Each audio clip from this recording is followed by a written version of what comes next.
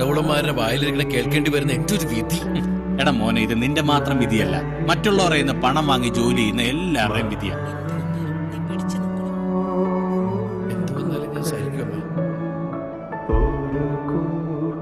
അവന് മുംബൈക്ക് പോണെന്ന്.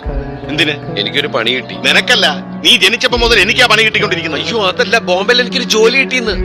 ദേ, നമ്മൾ തമ്മിൽ ഈ വിഷയത്തെ കുറിച്ച് പലതവണ സംസാരിച്ചിട്ടുള്ളതാ. ഇവിടുത്തെ കൃഷിയും ബിസിനസ്സും ഒക്കെ നോക്കി നടത്തിയ എനിക്ക് അതിലൊന്നും താല്പര്യമില്ലെന്ന് അച്ഛനോട് ഞാൻ എത്ര തവണ പറഞ്ഞു.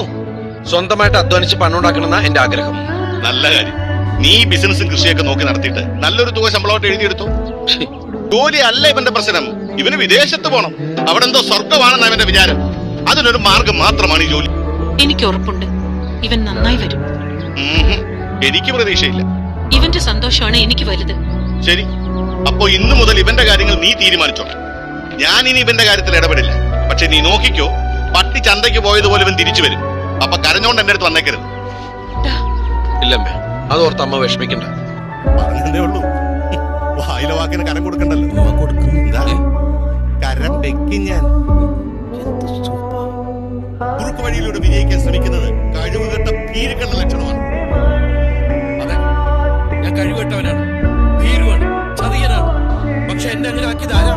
നിങ്ങളാ. ചെറുപ്പം മുതൽ ഒരു സ്വാതന്ത്ര്യം തരാതെ, അങ്ങോട്ടും ഇങ്ങോട്ടും തിരികെ സമ്മതിക്കാതെ ഒരു കഴിവുകെട്ടവനാക്കി വളർത്തിയതാരാ? നിങ്ങൾ തന്നെയാ. നിങ്ങളുടെ നിർദ്ദേശങ്ങൾ മാത്രം അനുസരിക്കുന്ന ഒരു പാവയിട്ട് ഇവിടെ ഇങ്ങനെ കെട്ടിട്ടു 8 വർഷം. സത്യത്തിൽ ഞാൻ നിങ്ങൾക്ക് ആരായിരുന്നു? ജോലിക്കാരനോ, അസിസ്റ്റന്റോ? ഇവിടുന്ന് രക്ഷപ്പെട്ടോടിയത് ബോംബെയിലേക്ക്. ഇവളുടെ കീഴിൽ കഴുത പോലെ ചത്ത പണിയെടുത്തു. ഇതൊന്നും എനിക്ക് നിങ്ങളെ വിശ്വസിക്കേണ്ട ഒരു കാര്യമില്ല. കാരണം എനിക്ക് നിങ്ങളെ അത്ര വെറുപ്പ. എന്നും എന്റെ മോൻ എന്നോടൊപ്പം ഉണ്ടാവും ഞാൻ ആഗ്രഹിച്ചു. എന്റെ സ്വാർത്ഥതയായിരുന്നു. ആ സ്വാർത്ഥതയ്ക്കിടയിൽ